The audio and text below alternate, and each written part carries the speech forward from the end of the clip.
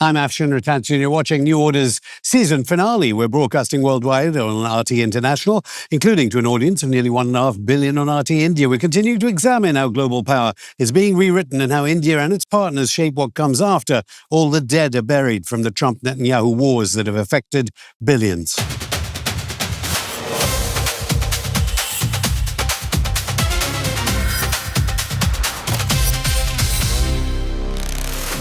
While genocides have continued here in West Asia, in India's pink city Jaipur this week, BRICS ministers gathered just weeks before New Delhi hosts the Leaders' Summit, with India pushing themes of connectivity, technology and greater cooperation among emerging economies. Further south, Durban recently played host to the SADC's Head of State Summit, placing Pretoria once again at the center of debates over African integration and development after decades of IMF, World Bank destruction, let alone NATO military wrecking of societies such as in Libya and Sudan. Behind these diplomatic gatherings is a much larger contest over who writes the rules of the next economic order. The Global South, along with military and financial superpowers like the UAE, Iran, Russia, China and India, are pushing for a system where they are not simply suppliers of raw materials, but key partners in trade, finance, and technology. With India leading BRICS, South Africa advocating a stronger African voice, and China deepening its oldest African partnerships, let alone Russia proving independence from US unipolarity, the coming months will test whether these platforms can translate political momentum into real influence. At the end of the show, we'll be joined by New Order's Zarah to answer questions from you, the viewers. With me now is a scholar whose work has focused on one of the defining questions of this era, whether Africa and the wider Global South can move from being participants in a system designed elsewhere to becoming architects of a new one. Professor David Monyae's research has examined BRICS, South Africa's foreign policy, and the struggle for reform of global institutions. He joins me from Johannesburg. Professor Monyae, welcome to New Order. I want to get to South Africa handing over the torch of the G20 to Trump for the Miami summit, arguably more boring, in December. So many acronyms, SCO, BRICS. Just tell me about the SADC, because it won't be widely covered, the meeting in Durban. What is it and how critical is the SADC going to be in future years for the kind of context your work is firmly rooted in? Thank you. Thank you for having me. SADC, it's Southern Africa Development Cooperation. I think it's the combination of 15 countries in Southern Africa, in which South Africa is the most dominant power. It came about as far back as 1980, and it has been working in its early phase and the struggle against then apartheid, and now with South Africa's 1994 democratic dispensation, as South Africa joined and really boosting that region. But as an SADC, it's part of the regional economic communities, as part of the African Union broadly, that deals with issues of cooperation on the key issues of development, conflict resolution, and a number of other issues pertaining to global environment, in which Africa should and must speak with one voice. And therefore, I think these groupings do consolidate that, a collective approach to global issues. I mean, I was looking through WikiLeaks to find out whether there was evidence of United States meddling in the SADC. I think there were some cables about how the United States tried to use it. Certainly people will be wondering about the role of these African groups, the African Union, for instance. I mean, Trump has threatened to damage all the SADC economies. I think there are actually 16 members. He's threatened tariffs on Madagascar, 47%, 40% on Mauritius, minerals, Botswana, 38%, Angola, 32%, Namibia, 21%. We all know how he treats your leaders there in South Africa, all the while China has 0% tariffs on these countries. Why do you think these African groupings haven't been more angry and voluble about the threats of tariffs to wreck and destroy their economies? I think it is to do with the nature and the kind of economies that they have. These countries are much more small, other than South Africa and notably your Mauritius and Botswana. A majority of them are agriculture based, and they do face a lot of challenges, and therefore. The weaker you are, as you understand in global politics, the smaller your voice is, and they don't really trade with the United States or any of the bigger countries on the volumes of trade. I mean, are much more smaller, other than South Africa that has much more bigger industry, and therefore it's a power relation, and therefore United States, especially under Donald Trump, I think he hasn't taken Africa quite serious in his first administration, and in the second, he has called Africa all sorts of names, and his approach to Black people all over the world, it's well known, tend to be racist in a way, and therefore you then see Africa really looking to other powers, emerging powers such as India, China, Brazil. They work with quite a number of, including your Japan, to really get assistance in a number of areas. Is it just that, or is it actually fear? I mean, clearly, Trump. I mean, it's not just Trump. Successive U.S. administrations. We know what Obama did to Libya when it wanted some kind of African unity. Is it actually fear that is the guiding principle here? I don't know what you think of Cyril Ramaphosa's performance when he was sitting next to Donald Trump, trying to repair some kind of relations with, after all, a country that South Africa calls its strategic partner, is what your country calls the United States, even after the genocides in, say, this region. South Africa's approach to foreign policy is one of engaging and try to mend fences with all powers. I think it moves from a position that the United States remains an important power globally. South Africa differs the United States on a number of key areas when it comes to United Nations reforms of the UN itself. Differs on position whether it comes to Israel and Gaza, and a whole list of issues that emerging, so climate and the like. However, the trade between South Africa and the United States is still quite big. American companies are so many in South Africa, and they employ a number of people, and therefore it is not in South Africa's interest to go head on with such a powerful country. And therefore, the thinking is that South Africa will then work with BRICS and other formation to really try to bring United States and behave in a manner that is not threatening its security, its standing in the world. And therefore, the usage of diplomacy has been the hallmark of South Africa's foreign policy since 1994. Genocide versus economic trade. I mean, in a sense, is it just the same then as India? It's very similar to the perspective of India. India in the Quad, but India in BRICS. South Africa, a strategic partner with the United States, but also wanting to be very much a full member of BRICS. South Africa might not be. I think South Africa has made its voice quite clear. I think you will agree with me when it comes to taking Israel to ICC. It made the entire international community fully understand that human rights remain important and therefore challenge global powers. Its foreign policy of non-aligned, I mean, it doesn't differ indeed from India. However, unlike India, its position is quite clear. It does not have relationship with the United States and the BRICS countries, and in a manner that in itself one won't fully understand where it stands. It tries to have relation with all countries, but its position is quite clear. That is prominently a global South country, and it stands with the global South agenda. I think that has been clear since 1994. And it is tried to deal with the United States of Donald Trump its relationship with that administration was different compared to On the Donald Trump. surface, I suppose one would say, because the policies themselves haven't changed Indeed. that much. So, but is this a problem of class conflict within South Africa then? Because it's elite South African society that views this as the geopolitical norm for where South Africa should place itself in the world, as opposed to the majority of ordinary South Africans, or certainly the underclass in South Africa, who want a very different type of policy.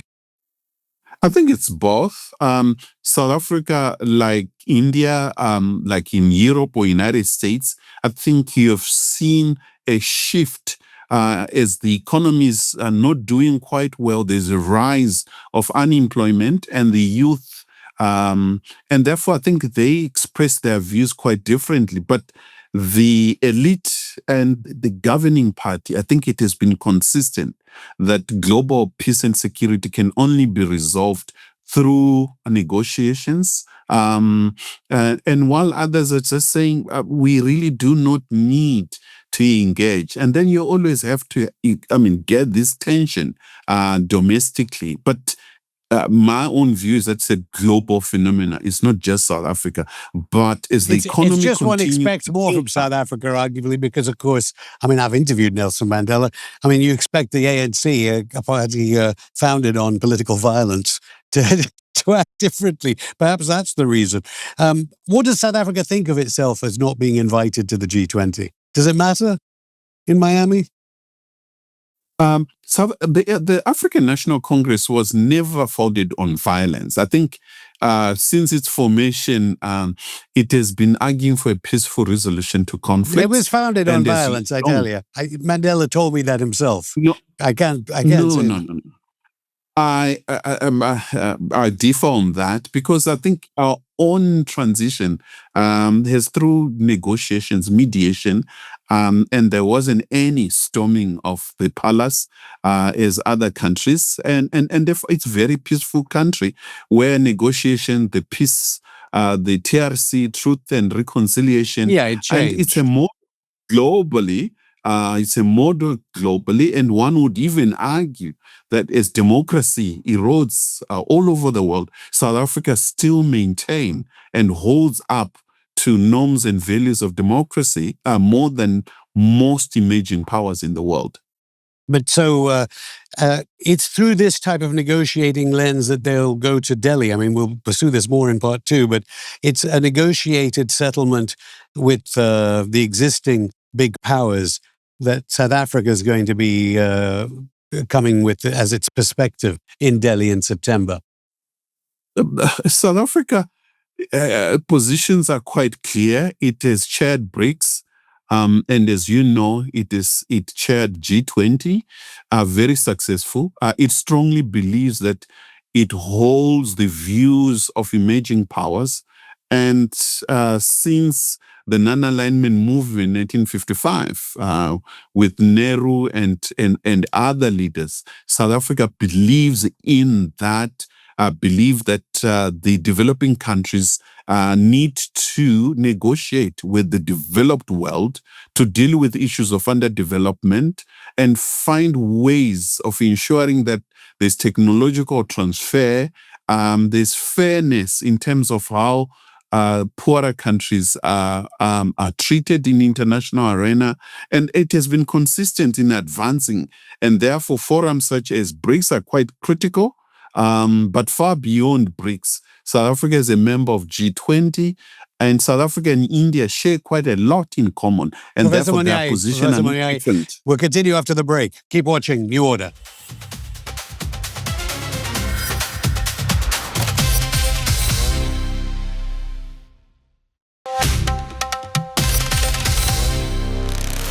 You're watching New Order. Professor Monyae, I interrupted you in part 1 when you were talking about the South African perspective that will be brought to bear at the Delhi summit, the BRICS summit. Before I get on to the kind of levels of political violence that will be brought to bear against countries trying to seek some kind of autonomy, let alone groupings like BRICS, does South Africa have a strategy? India is having to contend with this as well, with the tariffs. So there's going to be a 12.5% tax. Clearly, there's going to be threatened taxes on BRICS members by the Trump government. And also, there's something called the Africa Growth and Opportunity Act in the United States, which gives U.S. Lower import fees for certain South African goods. I mean, is there a strategy, or is South Africa playing it by ear as the U.S. administration ramps up what, is not just Trump's racism, is a concerted attempt by Washington's hegemonic power elites to understand that BRICS poses a grave threat to U.S. power? I think South Africa has been developing a very clear strategy. I think its strategy is to ensure that it diversifies its trade. Instead of depending solely on the United States, it's increasing its trade with new partners. I think volumes of trade with China, for instance, is on the increase, and there's zero tariff at the moment for African countries, excluding Eswatini. With China, for instance, it's getting into Latin America in areas that it traditionally used not to be there when it comes to trade. At the same time, it also believes that it can negotiate with the United States and pursue and ride this wave of Trump. It's a matter of 2-3 years. The men will be out of White House. But I'm not sure it is just about Trump, you see. I mean, for years, take, for instance, one question I have for you is, India, for instance, is used to bad press in so-called Western mainstream media as soon as it tries to pursue some sort of independent policy, whether it be importing Russian energy in defiance of NATO countries. You'll expect that immediately there'll be a news story about some sort of human rights catastrophe in India. It's the same, actually, with South Africa. As soon as South Africa tries to pursue an independent policy, you'll watch CNN and there'll be some story about how your country is doing some horrible thing as regards human rights. Is South Africa prepared for the kind of onslaught of media attention? And I don't know whether USAID's destruction by Trump will help that and will mitigate against that. But does South Africa understand that soft power is also going to play a part here? It fully understands, and it has been sending envoys all over the world. It's playing in the media space. It's reaching out to the United States itself, far beyond the White House, working with progressive forces within the United States, as well as other friends within BRICS and other formation, to ensure that the reality in South Africa are viewed in a way which is fair, that it has challenges. There is violence, no doubt about it, like most countries, but there is no genocide in South Africa. G20 was but come on, most people in Western Europe are not going to say that the city of London is so much more corrupt than South Africa, every city in South Africa put together. Why is it South Africa has failed so miserably in educating the world about corruption, say? Why are these global South countries that were meeting at the SADC so unable to make the world realize that corruption is in the city of London and in Wall Street far more than, obviously there is corruption, than there is corruption in South Africa? It's as I said earlier on, it's a power relation. Most of what we consume in terms of news, it's driven from the West. And as you know, the main debate, and one expects India to play a leadership role as it chairs BRICS, that with global South countries within BRICS in particular, could lead in terms of advancing issues from the global South, where this unfair coverage, there's so much violence in the United States, in Chicago, for instance, South. It's more murders taking place than in most capitals in the global South. But the manner in which it is portrayed, the West is an upper hand in this for now. But I think one would want to see BRICS television, more collaboration among BRICS countries, scholars, programs like yours, bringing in issues, perspectives coming from the global South. I think the more we do that, At times we are our own enemies. We tend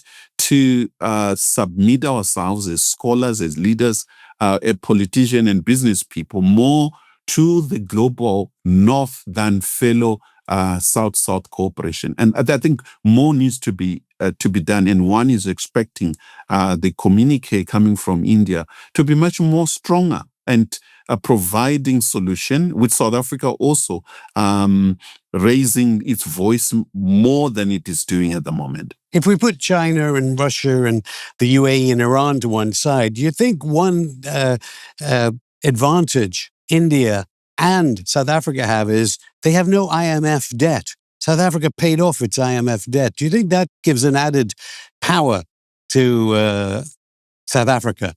And as I said, India has no IMF debt either. Do you think that makes these countries powerful? It will assist. I think it's a question of dealing with cooperation among global South countries on these issues, new institutions, changing the rules of the game. For instance, out of G20, which South Africa chaired last year, and the bulk of issues that should be discussed within BRICS, it should be a continuation of some of the core issues registered and outcome of G20. And therefore, I think what we need to see is consistent. The Global South has been so lucky. You had China chairing G20, Indonesia, India, Brazil, then South Africa, and now it is going to the Global North. And you're going to see dampening and watering down of Global South agenda. And therefore, there is a need for South Africa and fellow BRICS countries to raise and increase their cooperation on key issues and try to transform the world as we see it. Yeah. I mean, I think it was when South Africa paid its last dollar of IMF debt that we started to get the stories about how terrible a place South Africa was, arguably. What sort of violence, though, do you think is going to be meted out as BRICS increases in its power after the Delhi summit, say? I mean, do you think the Shanghai Cooperation Organization is where the military cooperation resides? Or do you think BRICS Plus is going to have meetings about some element of defensive mechanisms in the face of the scale of violence that a dying empire will inevitably respond with? My own take is that United States remains still powerful. And as you know, hegemons do not die overnight. When you go back in the history of empires, whether it's the British or others, they take time to die. So we need to temper with our expectation to see United States decline overnight. However, I think it is losing power in a number of areas. Its reputation when it comes to scholarly and as well as in trade. More of work within Global South needs to ensure that we tighten and work quite closely among ourselves as Global South. And there will be resistance. Sorry to interrupt, but we're just coming to an end. And that doesn't mean that South Africa is going to be swayed over its relations with Russia. Just like India, South Africa is saying, we'll retain our relations with Russia regardless of what NATO says.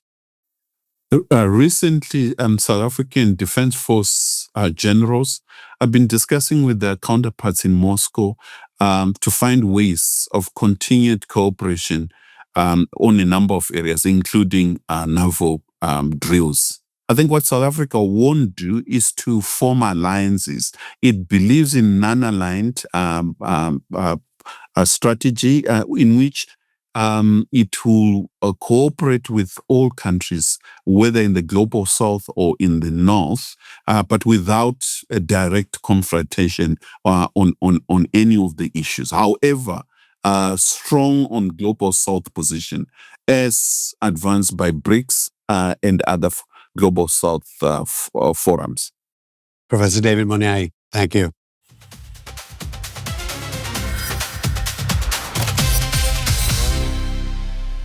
Now it's time for questions with Zarah Khan. Your questions. The audience has questions and I'm hoping you have the answers. And I apologize if I'm butchering this username. Peachy has asked, what even is BRICS? Political bloc, trade, or just to be anti-NATO? Yeah. I mean, what is it? I mean, in a sense, one could say that BRICS is for justice. That would be vague. I mean, Professor Monyae was kind of talking about it as lots of people talking and talking about a new order. But it is for justice, in which case, if it's for justice, does that mean it would have to be anti-NATO? I think stats are the best way to understand it. Half the world's population, 40% of the global economy at PPP, 71% of global steel, half global oil production, 80% of global coal production. That means it can be political, trade, it can be anti-NATO at the same time. But no military clause yet, as we were talking with Professor Monyae about. And Willow Young has asked, how do you square most powerful economy in Europe with the ruble being what it is right now, of course, referring to Russia? Yeah, I mean, Trump spent his entire times telling Jay Powell at the Fed to lower the price of the dollar. Why? Because a lower ruble benefits Russia.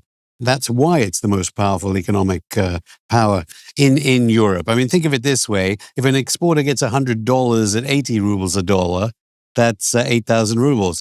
If you get 100 rubles per dollar, it's 10,000 rubles. It's good for Russia that the ruble is lower because it can export more. So they're not mutually exclusive. So that's why Kevin Marsh is being told who's the new head of the Fed, at least at the time of this recording, he's being told by Trump, lower the price of the dollar, copy Russia, make the dollar lower like the ruble as well. Yeah, I'm terrible at maths, so I'll have to take your word that all of that was right. Celios Toxicos has asked, what do you think of worldwide geoengineering activities? US, NATO, China, and Russia, among many others, are into it. Geoengineering, was that chemtrails? Gosh. No, it is a serious thing. And it is Space Day, Indian Space Day. What better time? Well, there's biological engineering. We know all about that from the Fauci evidence in Congress, clearly. US biowarfare labs in Ukraine and in China to create the COVID virus that killed so many tens of millions of people. But there's cloud seeding. Definitely, that's geoengineering. And certainly the United States is accused of bioengineering because of mass murder in Vietnam. Project Popeye, maybe our viewers can look it up. But the USA is now involved in solar geoengineering, and that's to impoverish, that's what its critics say, global South countries using, they can weaken the African monsoon, the Asian monsoon, reduce rainfall, they can damage harvests. Maybe that is the United States' best bet against BRICS.